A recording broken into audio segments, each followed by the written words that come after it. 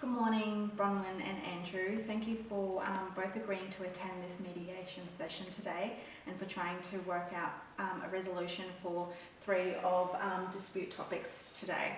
My name is Nambok and I'm an accredited mediator and have been practicing for 5 years. My aim today is to assist you in negotiating a successful outcome for your disputes.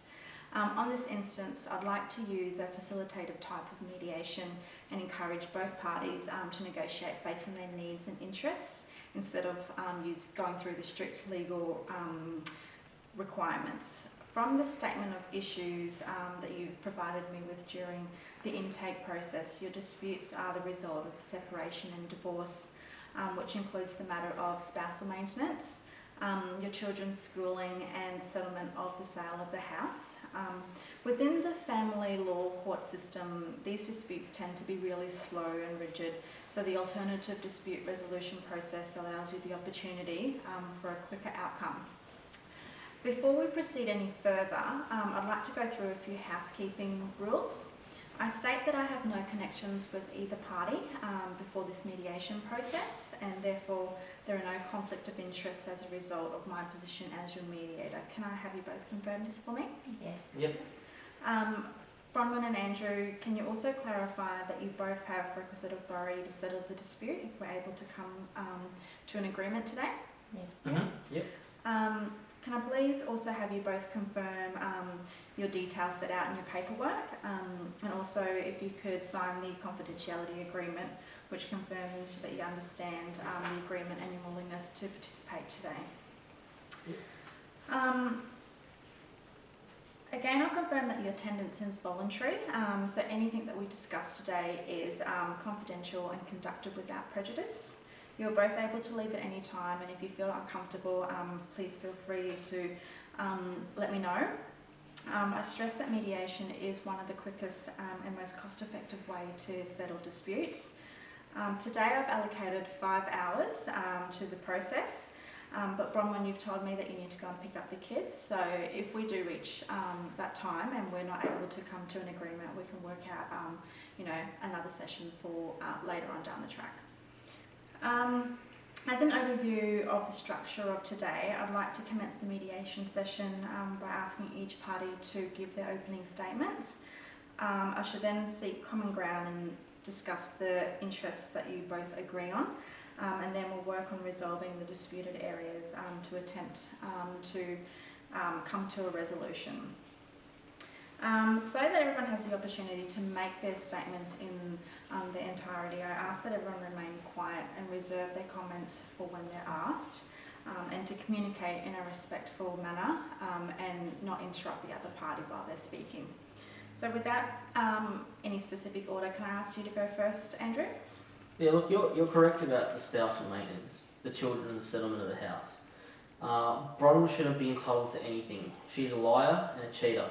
She does not contribute to anything in this family. She hasn't worked a day in her life and has the nerve to run off with another man. Andrew, I'll have to interrupt you there. Could you please keep to the topic of the conversation about the disputes listed for resolution and about the future?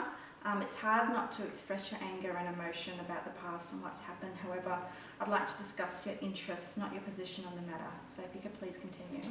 Well, look, I think it's completely unreasonable from what she has done to this family to demand all this money that comes out of my wages on top of paying pretty much all the maintenance of the kids, both Jack and Jenny. She has never contributed financially, and how do I live my life having to pay for everything for her going forward, as well as everything for the children? She's asking for a lump sum payment for half of the house to the value of $500,000, which is ludicrous, on top of spousal maintenance. My children are my number one priority, and I want the best for them, and I want to still be able to provide for them. Also, as their father, I want to see them. I want them to see me just as much as they see their mother. I don't want them to be any worse off because of what you've done to ruin our family, Bronwyn. Thank you, Andrew. Bronwyn, can I now ask for your opening statement? Well, it's easy for Andrew to say that about me, but he wasn't the one at home looking after 2 young children, cooking, cleaning, and making sure that day to day the household was running. He didn't see the loneliness I was feeling from him working all the time. It is such a relief that we're going on our separate ways. I was feeling suffocated. Bronwyn, can I ask that you go back to the discussion points of the dispute? You're getting a little bit sidetracked. Oh, sorry. As a result of being a full-time housewife and mum, I wasn't able to work.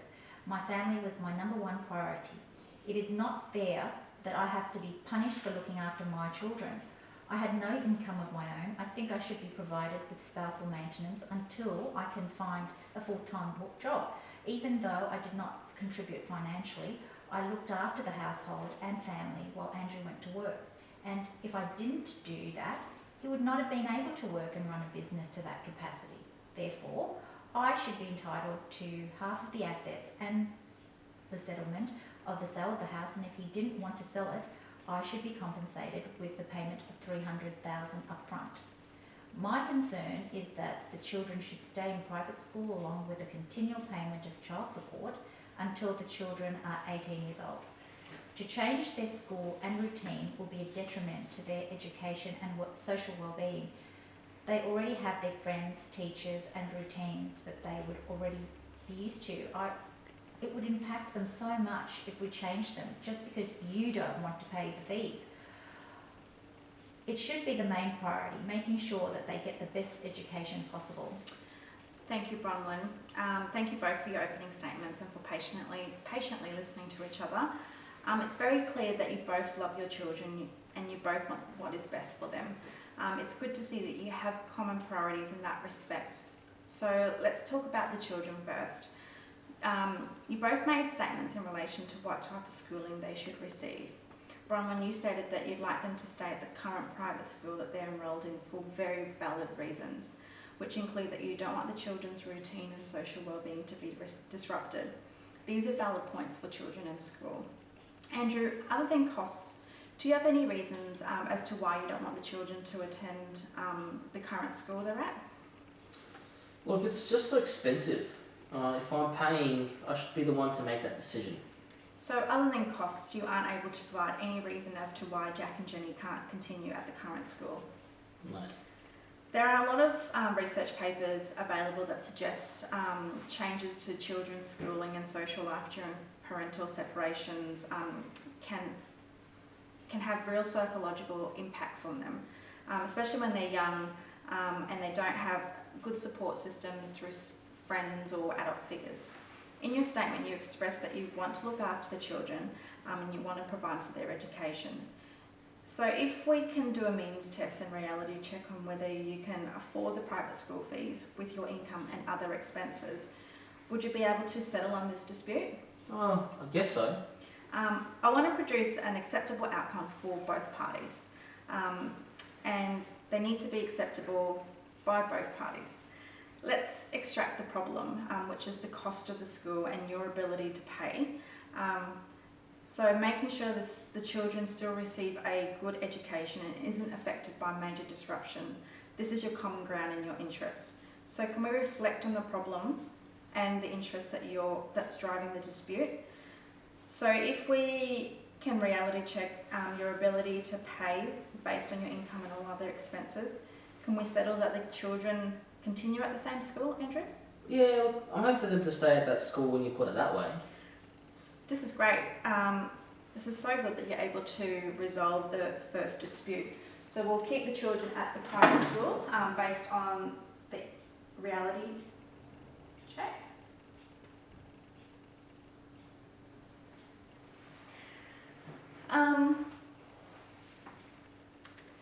It's very obvious that the children are so important to the both of you, and I'm satisfied that they are your first priority in this separation.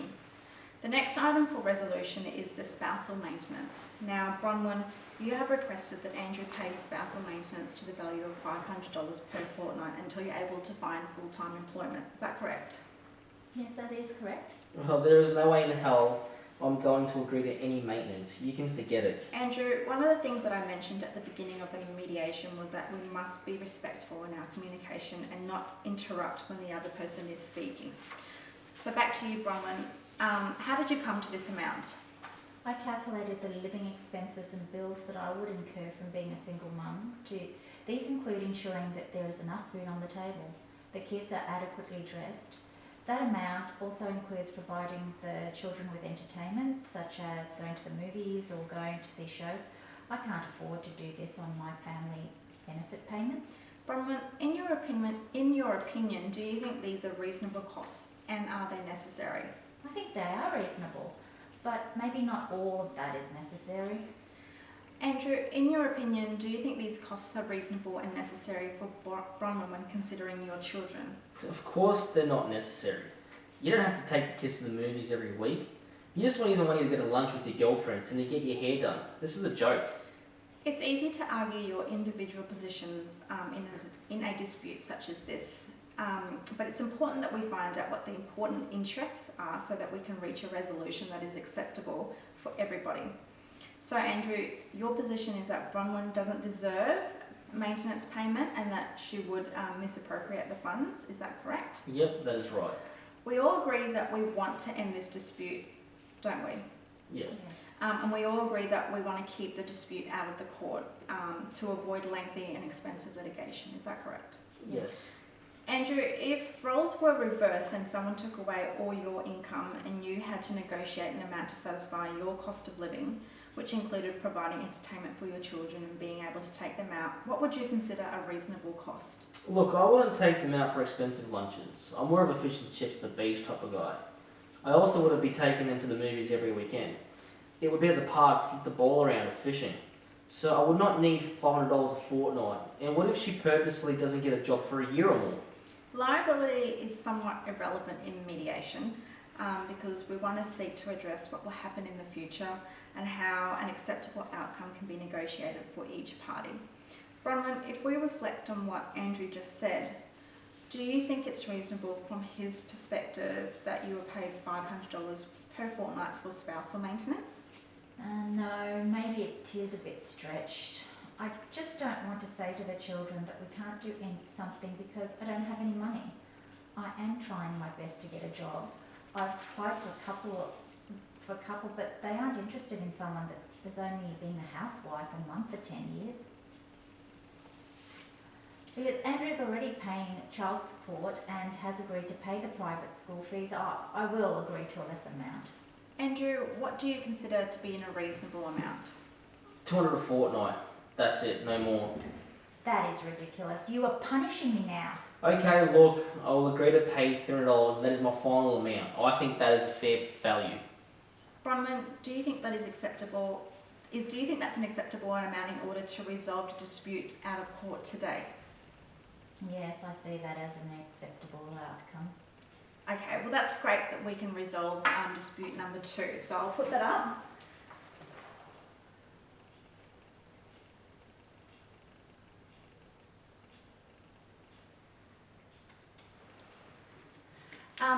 We're very close to finalising everything today, so I'm so pleased that we all wanted to end the dispute today and keep everything out of court as to save costs in litigation. The next item on the list is the sale of the house. Andrew, you have expressed that you don't want to sell the family home, is that correct? Yes, there is no way I'm selling that house. I've built it from the ground up. I will pay her out. She can't demand $500,000. It is probably worth $800,000 these days. She just wants to bankroll me. And what about all the cash she's getting from me? The best way to resolve this, I think, is to seek an objective criterion on the cost of the house. Let's organise an accredited house evaluation firm to provide the market value of the house and then agree on an amount. Would this be acceptable by both parties? Yeah. Fantastic. So following the formal evaluation of the house and the reality check on Andrew's ability to make the agreed payments, I can say that we would be able to settle all 3 disputes. Do you think that would be an acceptable outcome? Yes. By both parties? Yep. Okay, well that's great. So once we get the evaluation done on the house and we find the market price and we can split that 50-50, we can write up the resolutions for the dispute and then have them signed by both parties. Yep. Okay. Yes. Yeah. Well, I'm so pleased that we're able to end the disputes today and agree to keep the dispute out of court. So I'll just write that in.